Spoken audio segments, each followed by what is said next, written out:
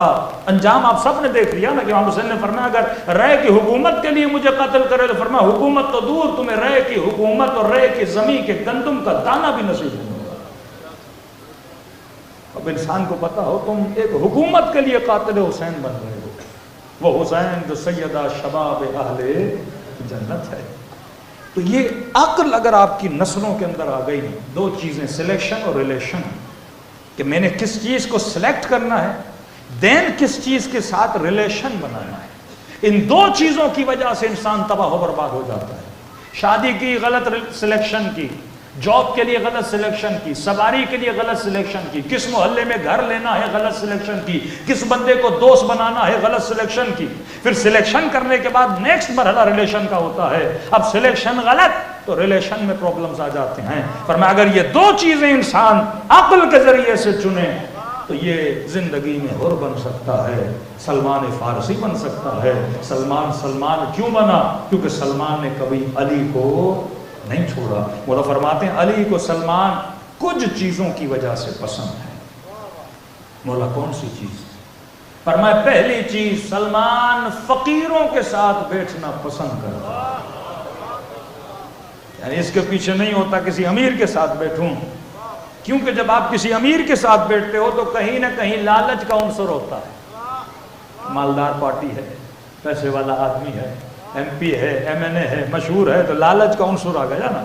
کہیں سلمان فقیر کے ساتھ بیٹھتا ہے کیونکہ فقیر میں کوئی لالچ نہیں ہوتی، صرف اللہ کی خاطر اس فقیر کے ساتھ بیٹھ رہا ہے۔ پر میں دوسری چیز سلمان کی پسند ہے، سلمان علماء کی محفل میں بیٹھنا پسند کرتا ہے۔ اب عالم سے مطلب صرف پگڑی والا عالم نہیں، وہ بندہ جو صاحب شعور ہے، نالجبل پرسن ہے، کہتا ہے 1 گھنٹہ اس کی محفل میں بیٹھوں جس سے مجھے کیا ملے؟ فائدہ ملے۔ ایسی محفل میں نہ بیٹھو صبح سے شام تک جن میں غیبتیں کی جا رہی ہوں، لوگوں کی برائیاں کی جا رہی ہوں۔ فرمایا ایسی محفل میں بیٹھتا ہے جہاں علم ہوتا ہے۔ کہ تیسری صفت جو مجھے سلمان کی سب سے زیادہ پسند ہے، مولا وہ کون سی صفت ہے؟ کہ جب بھی سلمان کا من کچھ کرنے کو کرتا ہے، اندر سے کوئی خواہش آتی ہے کہ سلمان یہ کرو، فرمایا اپنی خواہش کو پورا کرنے سے پہلے یہ سوچتا ہے کہ علی کی خواہش کیا ہے، اپنی مرضی پر علی کی مرضی کو ترجیح دیتا ہے۔ تب مجھے سلمان علی کو پسند ہے۔ تو عزیزو، مجلس کا مطلب، کربلا کا مطلب کہ اپنی خواہشوں میں حسین کی خواہشوں کو ترجیح دو، اپنے محبوب کے لیے اپنے وجود کو قربان کرنے کے لیے تیار ہو جاؤ کہ جب وہ آواز دیں هل من ناصر ینصرنا، ہے کوئی میری مدد کرنے والا۔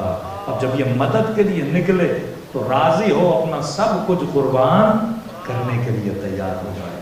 کہتے ہیں حضرت عباس جب نہر پر گئے تو ظاہر جب پانی کو چلو میں بھرا، آپ روزہ رکھتے ہو، آپ کو پتا ہے کہ روزے میں کھانا کھانا حرام ہے، آپ کو علم ہے، لیکن نفس بولتے ہیں اس بدن کو، نفس کی اپنی خواہشیں ہوتی ہیں، کبھی کہے گا کھانا، کبھی کہے گا پانی، کبھی اور لذتوں کی ڈیمانڈ کرے گا، کیونکہ اس بدن کی نیڈ ہے، بدن اپنی نیڈ بتاتا ہے۔ کہتے ہیں حضرت عباس نے جیسے پانی بھرا تو نفس نے کہا کہ پانی پلاؤ، پھر غازی عباس نے شعر پڑھا کہ یا نفس ہونی، اے نفس تجھے پانی چاہیے، جبکہ مجھے پانی میں حسین کا پیاسا چہرہ نظر آیا۔ کہا کیسے پانی پیوں جبکہ میرے مولا حسین پیاسے ہیں۔ محبت میں اپنی خواہشوں کو فنا کرنا، اسے کہتے ہیں عباس۔ کہتے ہیں جب واپس پلٹے، غازی عباس کے شعر پڑھا کریں، بہت پیارے شعر ہیں، رجس پڑھا کریں حضرت عباس کی۔ کہتے ہیں جب واپس پلٹے تو دشمن نے تیروں کی برسات کر دی، اور کہتے ہیں پوری کوشش تھی کہ درختوں کے بیچ سے ہوتے ہوتے میں خیموں تک پہنچوں۔ کہتے کئی وار ہوئے حضرت عباس زخمی ہوئے، اور ایک بازو جب کٹا تو کہا واللہ لو قطعتم یمینی، کہا خدا کی قسم ہے اگر میرے دوسرا بازو بھی کاٹ